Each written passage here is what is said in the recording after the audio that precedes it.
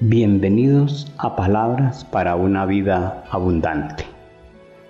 En el día de hoy les quiero compartir acerca de la palabra de Dios y nuestro presente. Leer bien nuestro presente es posible por la palabra de Dios y es algo determinante en la necesidad de prepararnos para el futuro. Vamos a ver, según la Escritura, que la palabra de Dios es imprescindible en la lectura de nuestra actualidad. La Biblia muestra que la palabra de Dios es el gran recurso que ha recibido la Iglesia, con el fin de que podamos ser guardados del mal. Pero aunque su finalidad es la más hermosa que pueda ser, su proceso demanda mucha disciplina.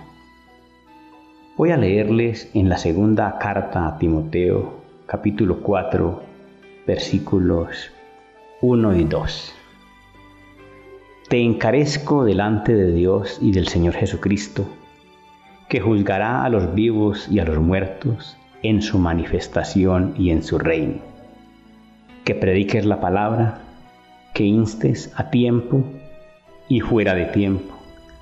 Redarguye, reprende, exhorta con toda paciencia y doctrina. En otra versión, el texto dice, los mismos dos versículos dicen, delante de Dios y de Jesucristo, que ha de juzgar a vivos y muertos, te conjuro por su manifestación como Rey, proclama la palabra, insiste a tiempo y destiempo, arguye, reprende, exhorta con toda paciencia y pedagogía.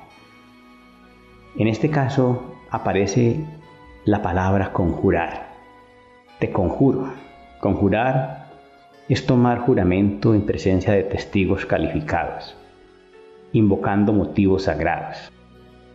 Testigo puede ser Dios, el mismo que jura, o un documento jurídico. También en este texto se invoca la parusia o la segunda venida de nuestro Señor Jesucristo y el juicio universal, algo que confiere garantía máxima al juramento. Lo definitivo se hace presente. El texto es muy interesante porque está dejando ver la experiencia de un hombre muy experimentado, hablándole a su discípulo, dejándole ver que la palabra es el recurso fundamental en la estructuración de la Iglesia, como la razón suprema que lo debe mover a él como ministro a suministrar todo el tiempo lo que se necesita para el cuidado del rebaño. En él entonces se muestra que la palabra debe usarse para redarguir o para confrontar, reprender, ¿sí? Exhortar, que tiene que ver con animar a las personas, con toda paciencia y doctrina, la paciencia del ministro y la doctrina que se caracteriza por sus principios y valores. Bueno, entendemos entonces que la lectura de nuestro presente demanda que la palabra sea escuchada y sea puesta en práctica, pero esa palabra siempre nos va a confrontar, nos va a dejar ver las cosas que hay que corregir, y eso no es fácil. De hecho, entonces nos demanda humildad, mansedumbre, para que podamos asumir las cosas adecuadamente, para reconocer que eso es para nosotros, reconocer que hay que ajustarnos, y eso pues resulta muy demandante. También quisiera leer otro texto que tiene que ver con el perfil del ministerio del profeta Jeremías. En el capítulo 1, en el versículo 10, ese texto dice, mira que te he puesto en este día sobre naciones y sobre reinos, para arrancar y destruir, para arruinar y para derribar, para edificar y plantar. Arrancar, destruir, arruinar y derribar son expresiones metafóricas que se refieren a la experiencia de la confrontación. evidenciar las cosas que hay que corregir, que hay que ajustar de la vida de las personas. Por tanto, el ministerio profético es muy exigente porque no es algo cómodo para los oyentes y de hecho en muchas condiciones va a tener resistencia. Pero donde la palabra se recibe como se debe recibir, las personas o los creyentes debemos aceptar que eso, aunque exigente, es por nuestra propia salvación. Tiene que ver con una realidad que nosotros tenemos que ajustar, que tenemos que corregir como la oportunidad que Dios nos da de salvación. Vamos a ver también que una clara lectura de nuestro presente implica asumir la disciplina de la palabra. La mayoría de las personas resisten la confrontación porque la lectura que hacen de sí mismos y de su actualidad es pésima. Pero cuando se lee y se interpreta bien, los creyentes no vamos a evadir la disciplina que nos impone la palabra. Regresando entonces a la segunda carta a Timoteo, capítulo 4, en el versículo 3, 4 y 5, dice: porque vendrá tiempo cuando no sufrirán la sana doctrina, sino que teniendo comezón de oír, se amontonarán maestros conforme a sus propias concupiscencias, y apartarán de la verdad el oído, y se volverán a las fábulas. Es decir, se le advierte al discípulo que hay una tendencia en las personas a resistir la confrontación. En este caso lo dice de una manera hermosa: no sufrirán la sana doctrina, porque aunque es una palabra para salvación, con un poder de sanidad muy favorable, impresionante, la altivez y el amor propio de las personas, la incapacidad para aceptar su realidad, harán que eso sea rechazado. Dice el texto que teniendo comezón de oír, se amontonarán maestros conforme a sus propias concupiscencias. La gente tiene su propia idea de lo que quiere oír y las personas no se disponen a recibir sino aquellas cosas que les resultan agradables a sus oídos, que se acomodan a sus intereses, a sus pasiones, a lo que ellos quieren, y en este caso él lo define como sus propias concupiscencias. Y por esa razón se apartarán de la verdad del oído y se volverán a las fábulas. Es decir, solo recibirán todo aquello que se ajusta a sus intereses, a sus instintos, a sus deseos, a sus pasiones. Y todo eso porque ellos no aceptan la confrontación de la palabra, ellos interpretan mal, no ven bien, su realidad es totalmente distinta a lo que la palabra muestra y por esa razón entonces evaden. Sin embargo, el contraste de los creyentes es total. Por eso dice el versículo 5: pero tú sé sobrio en todo, soporta las aflicciones, haz obra de evangelista, cumple tu ministerio. El ministro experimentado le habla a su discípulo que él debe ser sobrio en todo, que no importa lo que tenga que sufrir, sobrelleve la situación, soporte las dificultades que le genera el desarrollo de su ministerio, sufra por el amor a Dios, por la palabra. Haz esa obra de evangelista, cumple su ministerio. Es decir, los creyentes debemos caracterizarnos por nuestra capacidad de asumir las exigencias que la palabra nos coloque.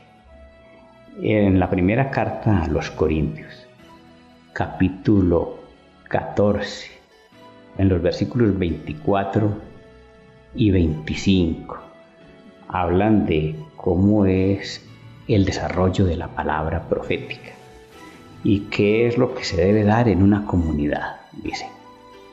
Pero si todos profetizan, fíjese que es el poder confrontador de la palabra, hablándole a la gente las cosas como son. dice, pero si todos profetizan y entra algún incrédulo o indocto, por todos es convencido, por todos es juzgado. ¿Cómo se da eso? Pues se da por el poder confrontador de la palabra, dice el verso 25. Lo oculto de su corazón se hace manifiesto. Es decir, la palabra saca a la luz sus equivocaciones, sus errores, le muestra qué es lo que hay que corregir y cuando hay una actitud correcta hacia la palabra, ¿qué sucede? Dice, y así, postrándose sobre su rostro, adorará a Dios, declarando que verdaderamente Dios está entre vosotros. Ese es el efecto saludable de la palabra con sentido profético, evidenciando las inconsistencias del hombre con el fin de que el hombre se ajuste y se corrija. Esto es supremamente interesante y valioso para la necesidad espiritual nuestra.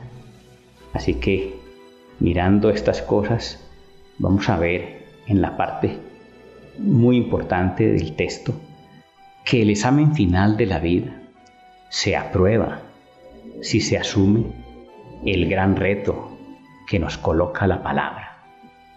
La confianza que permite decir cosas que ponen en evidencia una esperanza tan grande, tan clara y definitiva. No es gratuita, sino que tiene que ver con una vida comprometida con una palabra que siempre dice las cosas como son. Regresando al texto de la segunda carta a Timoteo, capítulo 4. Ahora, del verso 6 al 8, podemos leer esta actitud tan poderosa, tan clara, tan convincente. Dice en este caso quien escribe la carta, quien aconseja a la persona que es su discípulo, dice, porque yo ya estoy para ser sacrificado y el tiempo de mi partida está cercano. ¡Qué claridad! ¿Sí?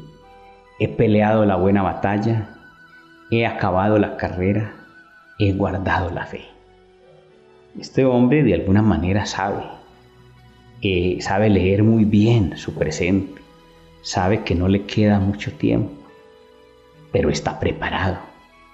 Puede decir, he peleado la buena batalla, he acabado la carrera, he guardado la fe.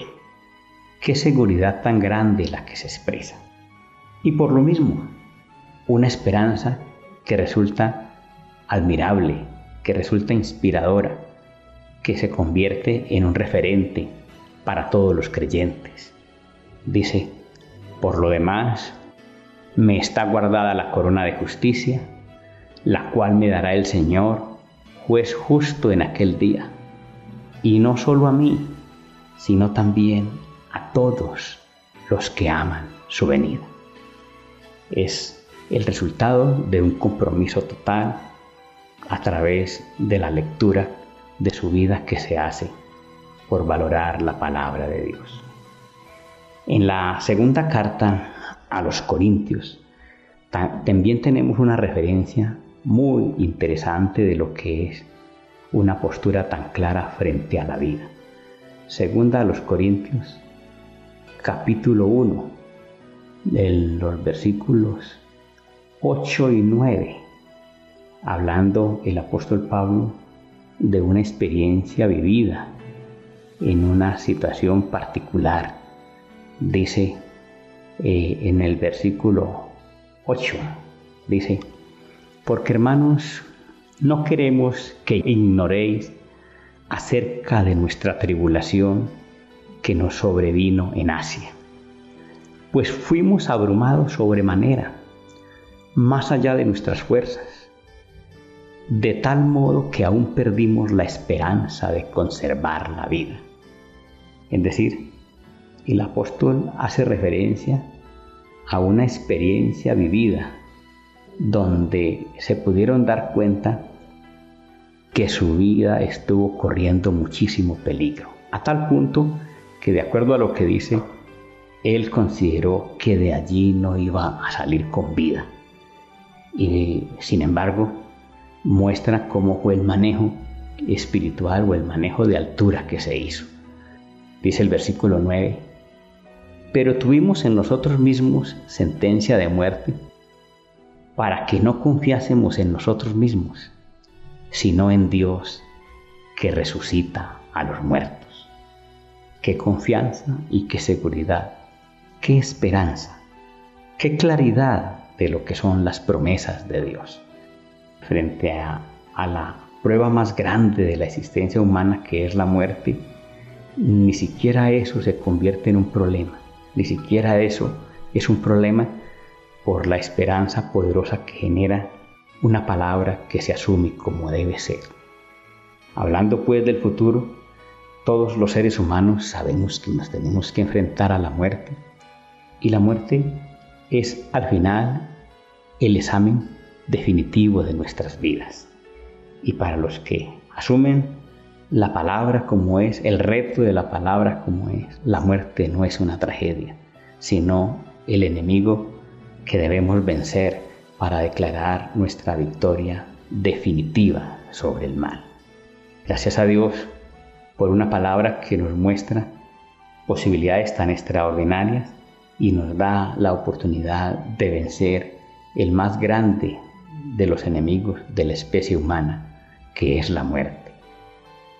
Asumir la palabra de Dios con todas sus implicaciones es creer en lo que Dios nos dice de nuestro presente, y es la mejor oportunidad que tenemos de prepararnos para las grandes demandas que inevitablemente la vida nos tendrá que presentar. Vamos a orar en este momento, dándole gracias a Dios por la oportunidad de reflexionar en su maravillosa palabra y la bendición de ser consolados, entendiendo que tenemos a través de esa palabra el recurso más grande de prepararnos para lo inevitable. Dios de los cielos, te damos gracias en este momento por la gran oportunidad que nos has entregado de reflexionar alrededor de tu palabra, encontrando en ella refugio, encontrando en ella recurso, encontrando en ella compromiso, encontrando en ella alternativas para interpretar válidamente nuestro presente, para aceptar, Señor, nuestra realidad, para saber cuántas cosas tenemos que cambiar, para interpretar bien nuestro momento y de esa forma tener una expectativa clara de hacia dónde van las cosas y qué es lo que nos espera, y podernos preparar adecuadamente, Señor, para lo que viene. Gracias, Dios, por la oportunidad que nos da de estar siempre preparados. En el nombre de nuestro Señor Jesucristo. Amén.